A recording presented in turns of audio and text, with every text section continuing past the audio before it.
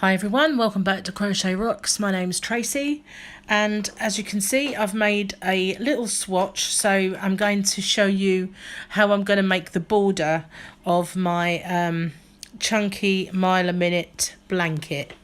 It's only a small swatch so that I can go round with you because my blanket is quite a way off being finished, so I didn't want to wait any longer showing you how I'm going to do a border on it.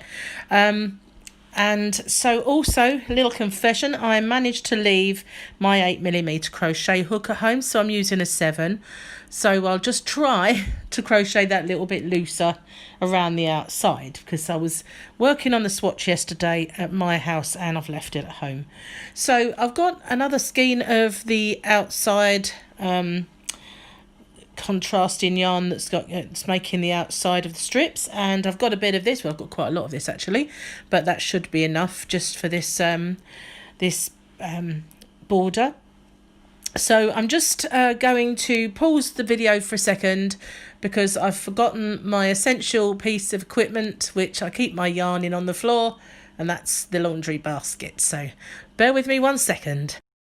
That's better. I do have a nice fancy yarn bag, which is a project bag, but for some reason I really like using the laundry basket, which keeps the wool on the floor, the yarn on the floor, without it zooming all over the floor and getting dirty. So you know, just what you're used to, isn't it? I guess it's kind of different, but yeah, you'll need a pair of scissors, and a darning needle, which is inside my case. Just getting rid of a hair off my project. I don't know, I seem to sort of crochet more hair in my projects than anything else about yarn. So we're going to join it. Okay, it doesn't really matter if I join it this side. I just want to join it at a separate place to where there's already a tail to work over.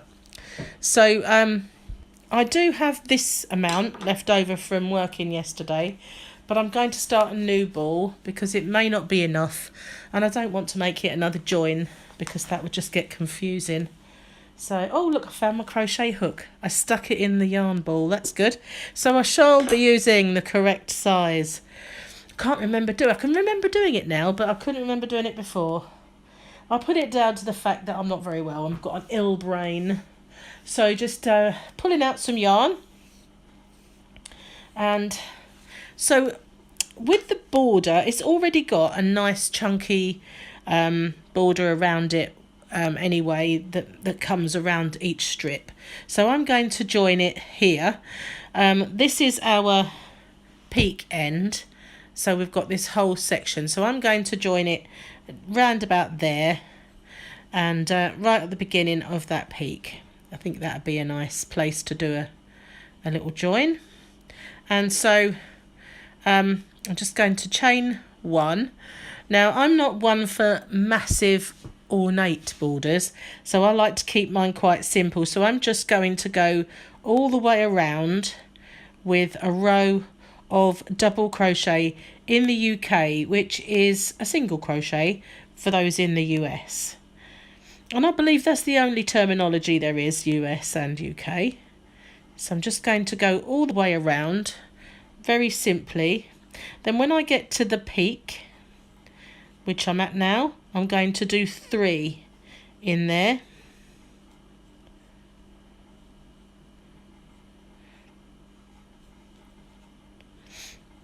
I'm going slowly because I've still got a slightly painful wrist. I hurt it. For those of you who don't know, I woke up with it, so I think I just squashed it in the night somehow and hurt the tendons. So I'm going a bit slower and trying to be a bit easier on it. So I pulled that aside so I could get into the first one and just go into each one down this side. Try not to make them too tight so that they've got as much give. Don't start to bunch. Now this is where we get to the peak, and if you've made a chevron blanket, you'll know that the way we get through this, that's the peak, this is the trough. Where we get through this little V is by doing 2 stitches together twice. So I'm going to double crochet or single crochet these 2 together. So I'm going to go in, pull up a loop, and then go into the next stitch, pull up a loop, and I'm yarning over and going through 2. And then I'm going to do exactly the same with these. So I'm going to go in, pull up a loop, go into the next one, pull up a loop, yarn over and pull through all 3. So it keeps that nice tight V. Just pull out some more yarn because it is a bit of a, does use quite a bit, this blanket. And being as though it's chunky, it doesn't, although you pull out a lot, it's not really as much as it would normally be. So then we're just going to go in each one again and do 1 until we get to the peak.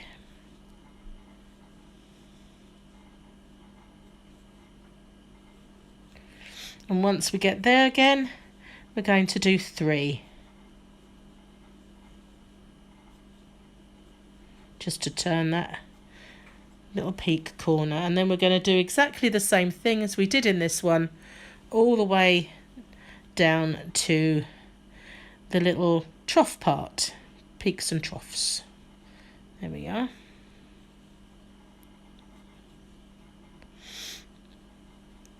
So you want to stop when you get to 2 stitches away, just as I did before. So these 2 are going to be done together. And then these 2, the first one there and the second one, together.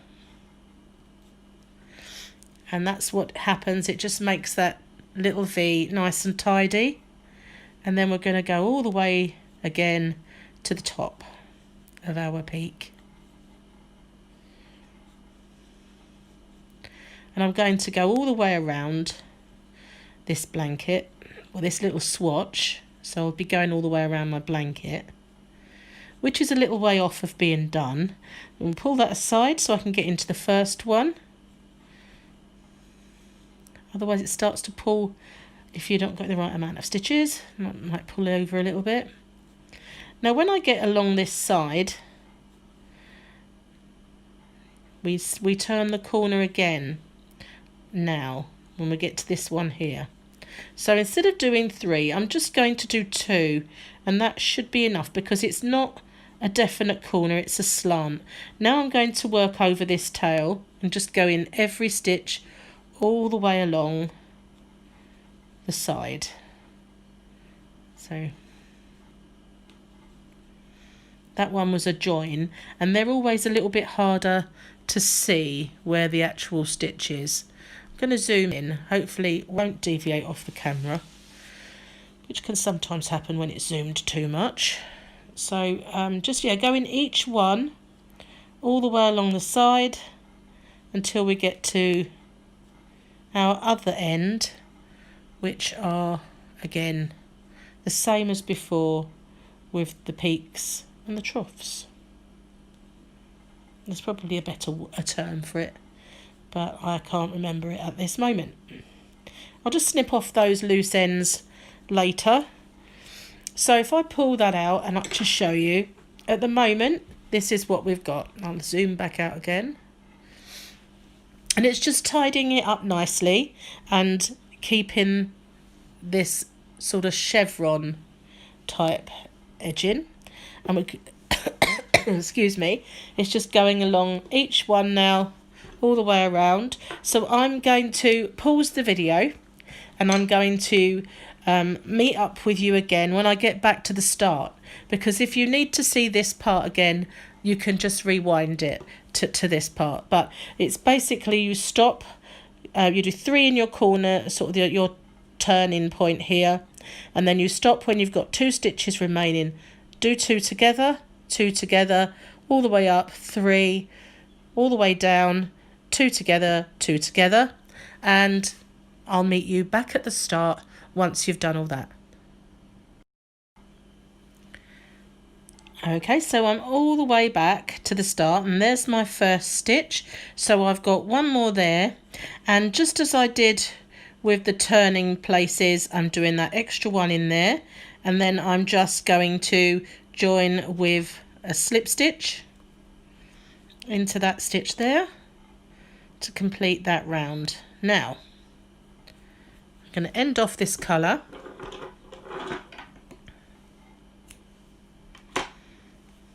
usual way. Do a chain, pull it down, and pull it through. Cinch it down.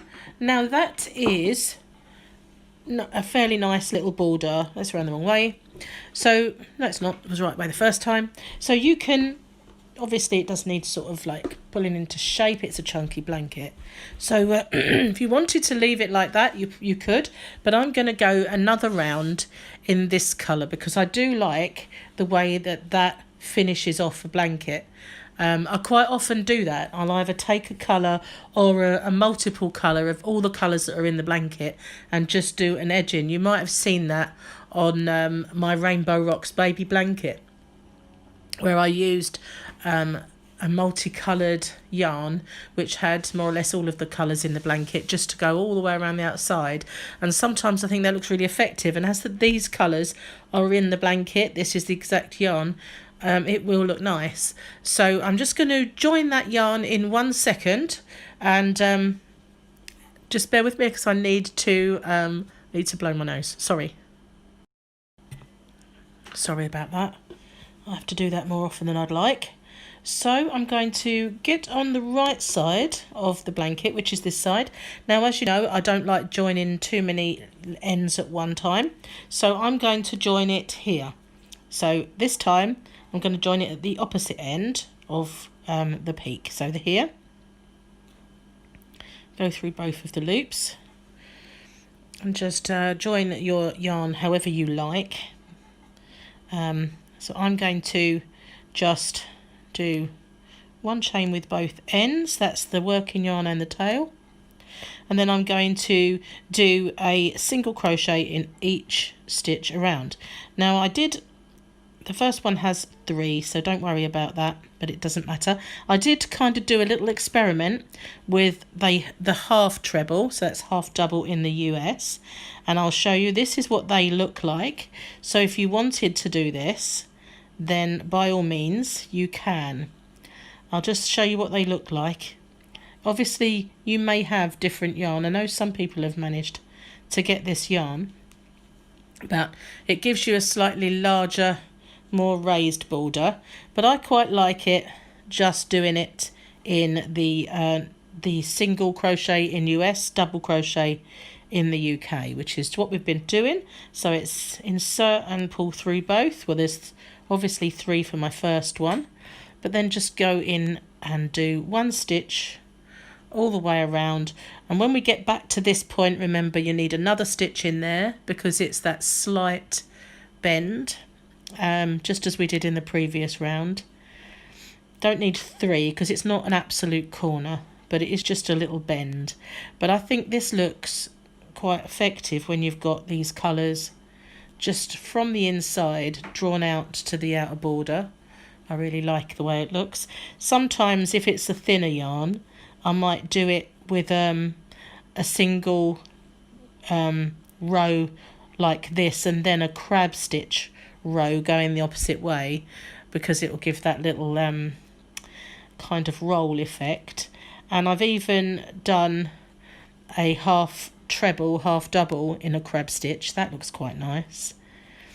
But obviously these real chunky super yachts, because I think this is called chunky, but to me it's a super chunky, so I would say that's a super bulky in the US, because it's very, very chunky. It's not like some of the chunkies I've worked with. It's much more of a chunky, if you know what I mean. Just going to get a quick drink.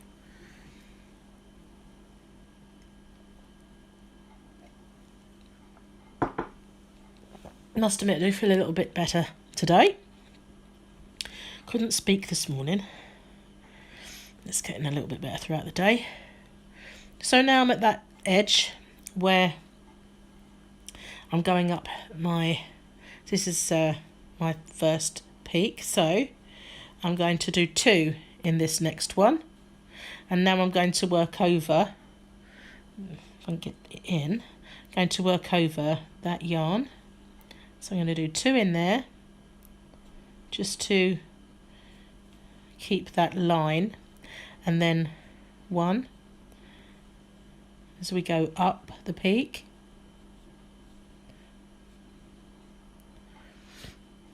I need to blow my nose again. Goodness gracious. Horrible. Just going to pause for a second. Sorry about that. I'm back again. So I'm almost back at the top. And I'm going to do 3 in the middle of those 3 there. So it's this stitch here. There's 1, there's 2, there's... Or is it that one? Yeah. So I'm just making sure. So 1 in this one. Oh, it's very tight because there's 3 in there. And then 3 in the middle one.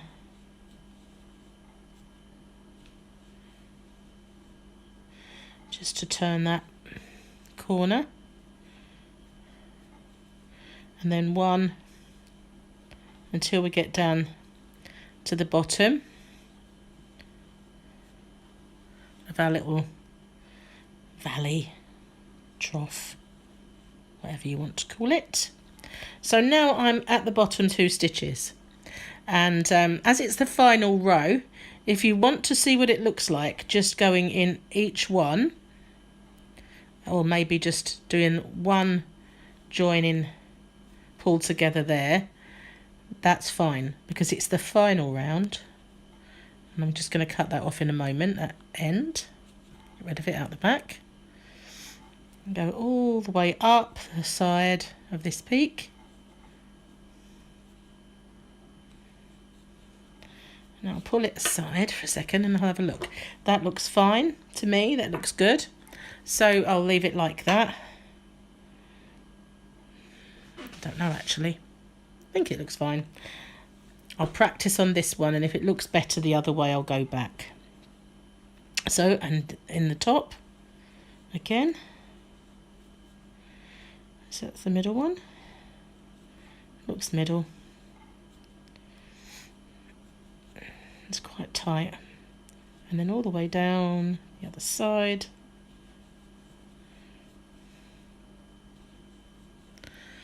And then we'll see if it looks better doing it the previous, more traditional way.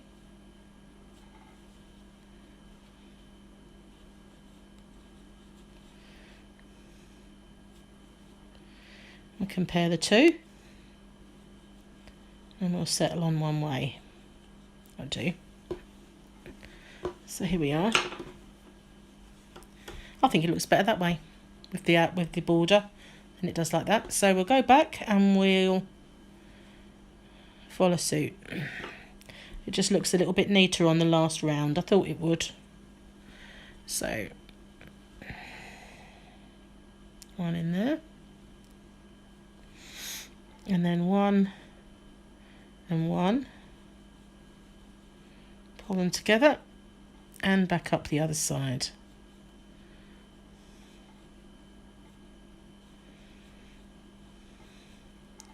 Until we get to the top. And we're just going to do that all the way around. And don't forget, when you get to this section here, you just do 2 in that stitch there to keep that curve, and on each one of those, and 3 in the top. Just pull 1 together, like going into this 1 stitch and that 1 stitch, to pull them together as you go around. So I'm going to go all the way around the blanket, and I will meet up with you when we get back to the other side. Okay, so I've made it all the way round. Do my 1 in there, and then my last one in that same stitch, and I'm just going to slip stitch by going into both. It's very bulky, this yarn, to do that with. Cut this off. Now that is what I'm proposing that I do with my blanket, and I quite like the way it looks. Obviously it's kind of needs teasing into a little bit of space, shape rather, and it is just a swatch. Obviously the blanket will pull out an awful lot better than my little swatch is, but that's kind of it. Now if you wanted to go around one more time with the black, but bearing in mind you will only see a little bit of the colour because this top part will be hidden. so it will hide it quite a bit. But I like it the way it is, so that's how I'm going to do my border. I think it looks nice just bringing out the colours. So thanks for watching. If you haven't already, please subscribe to my channel and hit the notification bell, and you'll be informed when there are new videos. And I've now need to really just crack on and finish this blanket. I think I might wait until my hand is just a little bit easier before I do it. It's quite heavy. So thanks for watching, and until next time, bye for now.